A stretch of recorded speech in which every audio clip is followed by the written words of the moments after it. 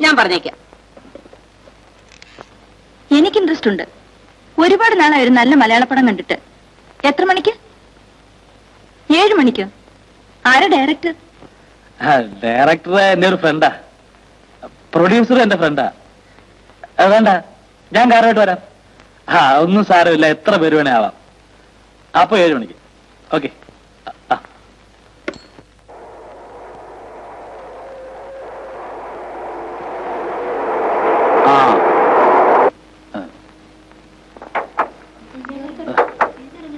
വെച്ചുക്കോ. சரிங்க.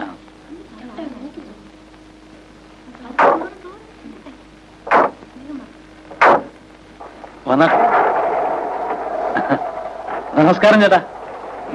നമസ്കാരം. കരുവാ.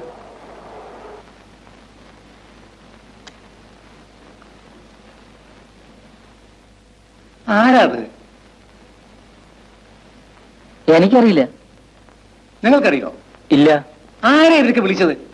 ഒന്ന് പോയി വിളിച്ചോണ്ട് വന്നേ. ഓ, ആഴ്ചയിൽ ഇതുപോലെ 3-4 പടങ്ങളെങ്കിലും ഉണ്ടാവും.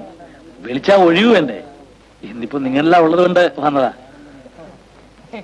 സാർ ഒന്ന് പുറത്തേക്ക് വരും. വരുന്നു. ഡയറക്ടറാവും, കണ്ടിട്ട് കുറച്ച് ദിവസമായി. Just A minute.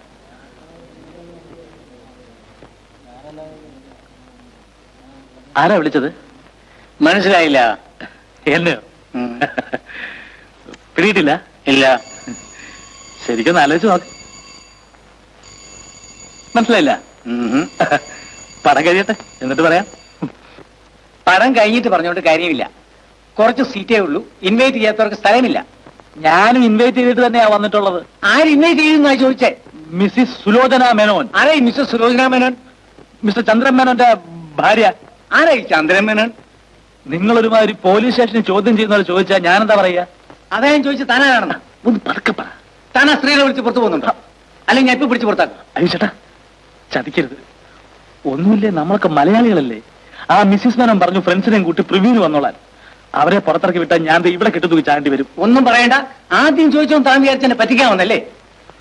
തന്നെക്കാ വലിയ കള്ളന്മാരാ ഞാൻ ഈ സിനിമയെ മെച്ചെടുക്കുന്ന അറിയോ? ചേട്ടാ, ഞാൻ എന്ത് വേണം ചെയ്യാൻ, ദയവ് ചെയ്ത് അവമാനിക്കരുത്.